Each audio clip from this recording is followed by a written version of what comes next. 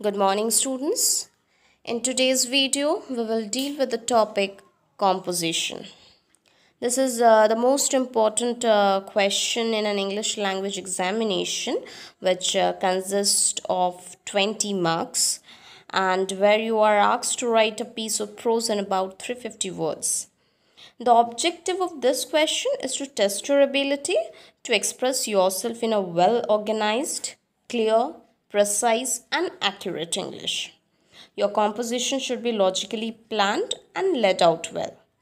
Be careful, students, because even the most creative original writing will be awarded a low grade if it contains grammatical and linguistic errors.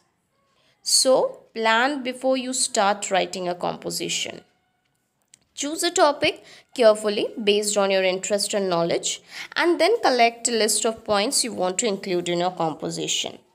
Be careful, choose a topic which gives you the opportunity to write a complete and interesting composition. To write an effective composition, you must have in your mind some background knowledge, facts, opinions, and relevant details on the subject. The best writing comes from first hand experience, molded a little by imagination. So you must ask yourself which topic particularly interests you. Your interest will make you involved in the subject you choose. And be careful, take care that you do not run out of ideas while writing the composition. So choose a topic on which you think you have enough matter to write. Right. Now, as you know, there are various types of composition.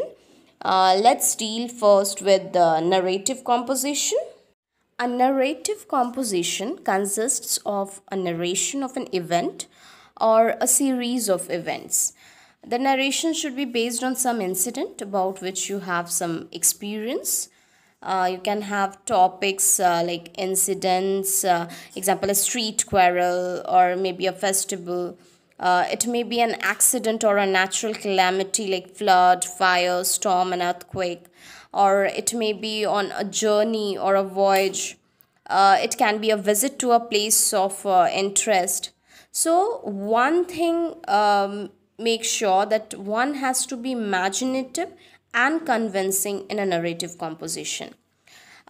If you have to narrate what you did at a hill station, do not waste your time on details of the journey to the resort. So, when you are narrating an incident, set the scene and unfold the theme as soon as possible. Keep the theme very simple and the characters few in number. Next, you have descriptive composition. Now, describe means to tell about the features of some person, place, or thing. A good description relies upon careful observation and is something in which you can train yourself. What you write should be clear and vivid. The few things that you need to keep in your mind while writing a descriptive composition: be sensitive and thoughtful. Look for significant details. Select concrete details. You have to give small concrete details which build a sense of reality in the minds of the readers. You can compare objects, scenes, and people in order to make details more vivid and easy to imagine. Use vivid imagery which brings the object closer to our imagination.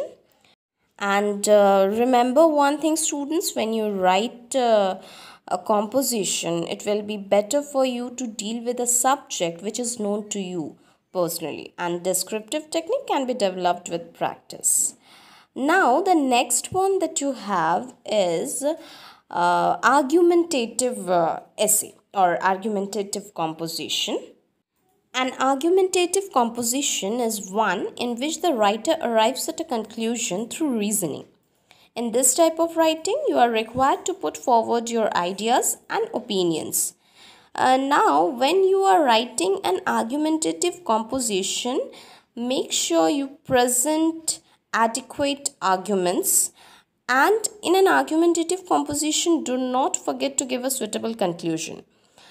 Take a clear stand if you are asked to write for or against the topic. It is necessary that students should place their argument adequately in favor of one proposition.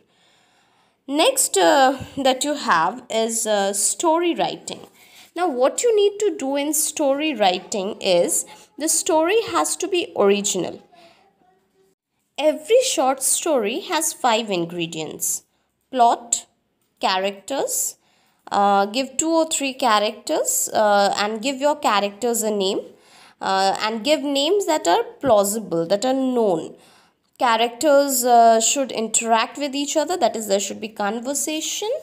And then description, describing words adds color and imagery. And then a title. Next that you have is the picture composition. Now, in a picture composition, the picture serves as a stimulus to which you are expected to respond. You are asked to study the picture, which is supposed to spark of an idea, which could be the basis of your essay, story, feelings, or thoughts. The picture is likely to be a dramatic one, depicting people in action, an event, or a place. Now, you must study the picture first and see whether you can write a story or a description based on it. You may be asked to write a story or a description of what you see in the picture, or write an account of the thoughts and feelings that the picture suggests to you. So, whatever form you choose, your answer must be based on the picture. Pay attention to the details given in the picture and relate the details to the overall effect of the picture. So this is all about picture composition. So these are the 5 types that comes in your English language question paper. A few things which you should keep in mind while writing an essay are language, grammar, arguments, and proper arrangement of thoughts and expressions. Students generally tend to use flowery language, but remember, a simple language with correct use of grammar and spellings is much preferred. Quotes should be given only at appropriate places and not excessively. So remember, even a comma can change the meaning of what you want to say. So take care of punctuation as well while writing a composition. That's all for today. Thank you.